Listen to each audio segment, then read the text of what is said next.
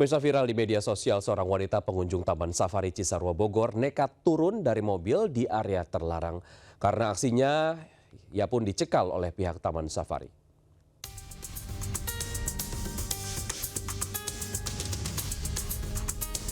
Lagi-lagi viral, pengunjung wisata Taman Safari Cisarua Bogor, Jawa Barat berbuat ulah. Salah satu pengunjung turun ke lokasi yang sudah jelas dilarang saat mengikuti kunjungan wisata Safari Journey. Pengunjung wanita ini turun dan memberi makan satwa. Buntut viralnya video ini, kontan mendapat hujatan para netizen lantaran dinilai membahayakan. Taman Safari sudah memasang rambu larangan di lokasi hingga menulis imbauan pada media sosial. Sangat menyesalkan ya bahwa tindakan itu kembali dilakukan oleh pengunjung Taman Safari sendiri, dan sebenarnya himbauan untuk tidak turun di area satwa itu sudah kita lakukan di berbagai channel informasi ya. Pihak Taman Safari masih menunggu itikat baik dari wanita pengunjung Taman Safari yang melanggar dan mengimbau pengunjung lain tidak melanggar aturan. Dari Bogor, Jawa Barat, Wildan Hidayat Anyus melaporkan. Insiden ledakan terjadi di SMA Negeri 72 Kelapa Gading, Jakarta Utara. 96 siswa terluka akibat ledakan yang berasal dari bom rakitan tersebut. Di bawah kenapa tuh? Sumpah. Mana aja. Dan dia juga memiliki ketertarikan pada konten kekerasan serta hal-hal yang ekstrim. Suasana hikmat saat sholat Jumat di Masjid Sekolah SMA N72 Jakarta Kelapa Gading sontak menjadi kekacauan setelah bom rakitan meledak di area lokasi tersebut. Ledakan menyebabkan total 96 orang terluka. Ke BK aja yang terdekat dulu. Korban luka dievakuasi ke Rumah Sakit Islam Jakarta dan Rumah Sakit Yarsi Cempaka Putih. Sumber ledakan diduga awalnya berasal dari area belakang aula sekolah. Tak berselang lama polisi mengantongi satu siswa sekolah tersebut sebagai tersangka pelaku ledakan bom. Polisi menyebut terduga pelaku yang masih di bawah umur turut terluka dan tidak terhubung dengan jaringan teroris manapun. Terduga pelaku membawa total 7 bom rakitan. 2 bom diantaranya meledak di area masjid, sedangkan di bak sampah ada 4 bom, 2 diantaranya meledak. Pelaku juga menaruh bom di taman baca namun berhasil dijinakan. Di rumah anak yang berkonflik dengan hukum, di sana kita juga mendapatkan bahan-bahan peledak yang memiliki kekuatan ledak yang rendah atau low explosive. Mana aja. Dan dia juga memiliki ketertarikan pada konten kekerasan serta hal-hal yang ekstrim. Polisi mengungkap motif di balik ledakan di SMA N72 Jakarta lantaran pelaku punya dendam atas dugaan perundungan yang diterimanya di sekolah sejak awal tahun 2025. Pelaku yang memiliki tekanan psikologis ini telah ditetapkan sebagai anak berkonflik dengan hukum. Sementara para siswa terdampak ledakan telah menjalani proses trauma healing. Dari Jakarta, tim liputan iNews melaporkan.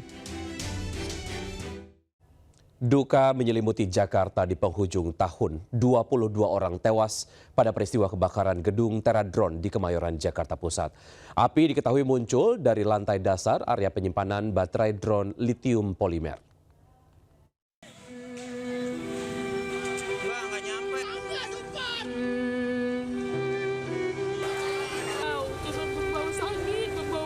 Kebakaran maut terjadi di Jakarta jelang penghujung tahun. Gedung Teradron di Jalan Letjen Suprapto, Cempaka Baru, Kemayoran, Jakarta Pusat ludes terbakar saat siang hari, di saat seluruh karyawan masih beraktivitas. Tak hanya melulu lantakan gedung 6 lantai tersebut, 22 orang pekerja tewas. Pekerja tewas diantaranya 15 orang wanita dan 7 orang laki-laki. Korban tewas mulai dari anak muda yang baru memulai karir hingga tulang punggung keluarga dan ada seorang perempuan yang sedang mengandung. Banyaknya korban tewas karena menghirup asap dan karbon monoksida. Api diketahui muncul dari lantai dasar area penyimpanan baterai drone litium polimer. Dalam hitungan menit, api membesar. Pada saat kritis itu, alarm kebakaran tidak berbunyi. Sistem keselamatan juga tak bekerja. Bahkan menurut penyelidikan, jalur evakuasi juga tidak memadai.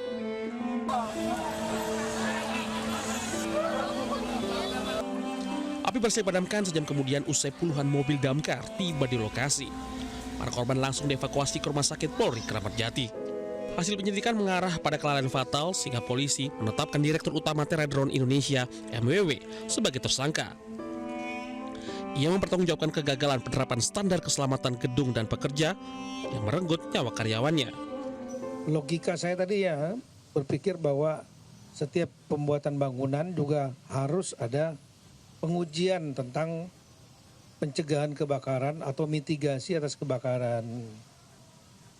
Apalagi di Jakarta ini banyak sekali yang high rise building, gedung-gedung tinggi yang kalau terjadi kebakaran risikonya lebih besar dibanding dengan yang low rise building, daerah gedung-gedung yang rendah.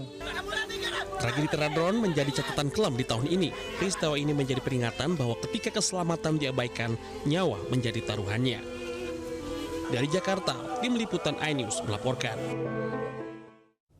Sejumlah wilayah di tanah air menutup tahun 2025 dengan duka usai rangkaian bencana hidrometeorologi menerjang Aceh, Sumatera Utara, dan Sumatera Barat. Total lebih dari 1.000 orang tewas akibat bencana banjir bandang dan longsor.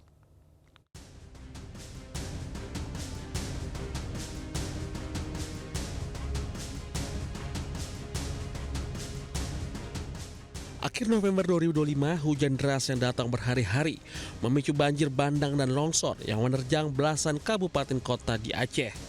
Ratusan orang meregang nyawa, puluhan ribu warga kehilangan tempat tinggal mereka. Akses jalan dan jembatan putus, beberapa desa terisolasi seperti di wilayah Tamiang dan Aceh Utara. Banjir bandang Aceh dicatat sebagai salah satu bencana hidrometeorologi terberat di wilayah Sumatera. Dirilis BNPB 503 orang tewas dan 7.000 orang terluka akibat bencana. Rangkaian bencana hidrometeorologi turut menerjang Sumatera Utara di akhir November 2025. Kondisi cuaca ekstrim memicu banjir dan longsor di sejumlah wilayah Provinsi Sumatera Utara. Tingkat kehancuran yang masif diduga dari hasil kombinasi cuaca buruk dengan kerentanan ekologis akibat degradasi hutan di wilayah hulu. Proses evakuasi dan pengiriman bantuan terus dilakukan di sejumlah wilayah parah terdampak bencana seperti di Sibolga, Tapanuli Utara, Tapanuli Tengah, Deli Serdang, Langkat, Medan, Pakpak, Nias, dan Padang Sidimpuan. Tercatat setidaknya 371 orang tewas, 2.300 orang terluka, dan 70 orang hilang akibat bencana di wilayah Sumatera Utara. Hujan deras yang mengguyur Sumatera Barat dalam beberapa hari di akhir November 2025 juga menyebabkan 15 dari 19 kabupaten dan kota terdampak bencana banjir, longsor, hingga banjir bandang. Bahkan ratusan orang tewas hingga belasan ribu warga mengungsi akibat bencana tersebut. Tim SAR gabungan, TNI Polri, dan relawan bahu-membahu membantu korban sekaligus memberikan bantuan logistik. Wilayah Agam, Solok, Pasaman, Padang Pariaman, Padang Panjang, Tanah Datar, dan Kota Padang menjadi wilayah terparah terdampak bencana. Tim liputan iNews melaporkan. Parkiran, lu siapa namanya? Siapa nama lu? Bang. Siapa nama lu? Siapa nama lu? Dodi. Oke, siapa nama lu?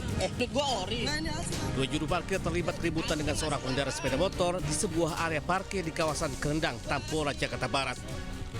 Mereka diduga menukarkan uang jasa parkir senilai Rp100.000 yang diberikan pemilik sepeda motor dengan uang mainan. Cekcok mulut pun tak terhindarkan. Setelah viral di media sosial, anggota Reskrim Polsek Tambora menangkap kedua jukir tersebut. Saat diperiksa, salah satu pelaku berdalih tidak bisa membaca dan menulis hingga tak mengetahui uang yang ditukarnya uang mainan. Hingga kini kedua juru parkir ini masih menjalani pemeriksaan intensif di Polsek Tambora. Dari Jakarta, Miftahul Ghani, iNews melaporkan.